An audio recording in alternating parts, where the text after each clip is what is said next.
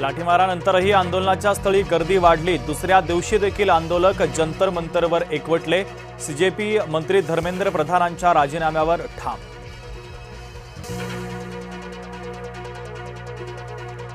ठाकरे गटाचे खासदार सीजेपीच्या आंदोलनस्थळी भेटीसाठी, तर संजय राऊतांसह अरविंद सावंतांचा आंदोलकांशी संवाद।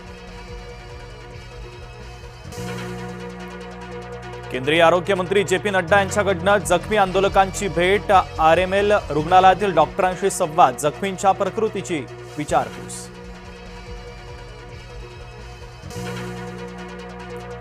लोकसभेचे विरोधी पक्षनेते राहुल गांधींसह प्रियंका गांधी जखमी आंदोलकांच्या भेटीला रुग्णालयामध्ये जात जखमींची केली विचारपूस।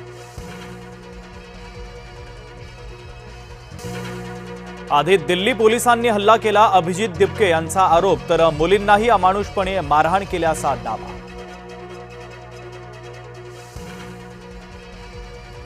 आंदोलकांच्या माध्यमातून काही लोक अजेंडा राबवतात, मुख्यमंत्री देवेंद्र फडणवीसांचा आरोप। नीट पेपरफुटी प्रकरणामध्ये दोषींना कठोर शिक्षा करणार, पंतप्रधान नरेंद्र मोदींची बैठकीत ग्वाही। मुंबईतील सीजेपी आंदोलनाच्या प्रकरणी मुंबई पोलिसांची मोठी कारवाई, 900 पेक्षा अधिक आंदोलकांच्या विरोधात गुन्हा दाखल, कायदा सुव्यवस्थेचा भंग केल्याचा आरोप। विद्यार्थ्यांवर अमानुषपणे लाठीचार्ज करणारे कायर, मनसेचे नेते संदीप देशपांडे संतापले, सरकार ब्रिटिशांपेक्षा वाईट असल्याची केली टीका। दिल्लीमध्ये आंदोलनाच्या वेळी 2 ते 3 ट्रक भरून दगड आले, मंत्री चंद्रशेखर बावनकुळेंचा दावा, तरुणांची माथी भडकवली जात असल्याचा केला आरोप। संसद भवनाच्या जवळ मागण्या मांडण्याची संधी द्या, वांगचूक यांचं उपोषण सुरूच ठेवण्याचा निर्धार। भारत अमेरिका व्यापार कराराच्या विरोधामध्ये पंजाब हरियाणामधील शेतकरी आक्रमक, दिल्ली बॉर्डरवर मोठ्या संख्येने शेतकरी एकवटले। 20 जिल्हा परिषदांच्या आरक्षणावर आज महत्त्वाची सुनावणी, 50% आरक्षणाच्या मर्यादा ओलांडल्याने निवडणुका रखडल्या।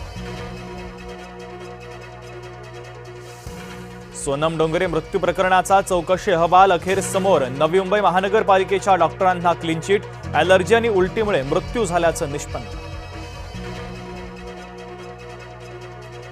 मुंबईसह कोकणामध्ये पुढचे 5 दिवस मुसळधार पावसाचे, तर मुंबई ठाण्याला आज पावसाचा ऑरेंज अलर्ट।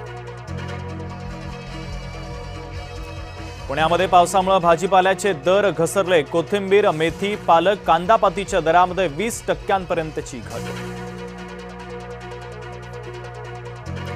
उत्तर भारतामध्ये पावसाचा कहर, जम्मू काश्मीरमध्ये मृतांचा आकडा 23 वर, तर ईशान्य भारतात देखील पावसाचा जोर कायम। नागपुरातील गँगवॉर नंतर महानगरपालिकेची मोठी कारवाई, मोक्कातील आरोपीच्या अनधिकृत घरावर बुलडोझर, तर इतर 3 आरोपींचं अनधिकृत बांधकाम पाडलं।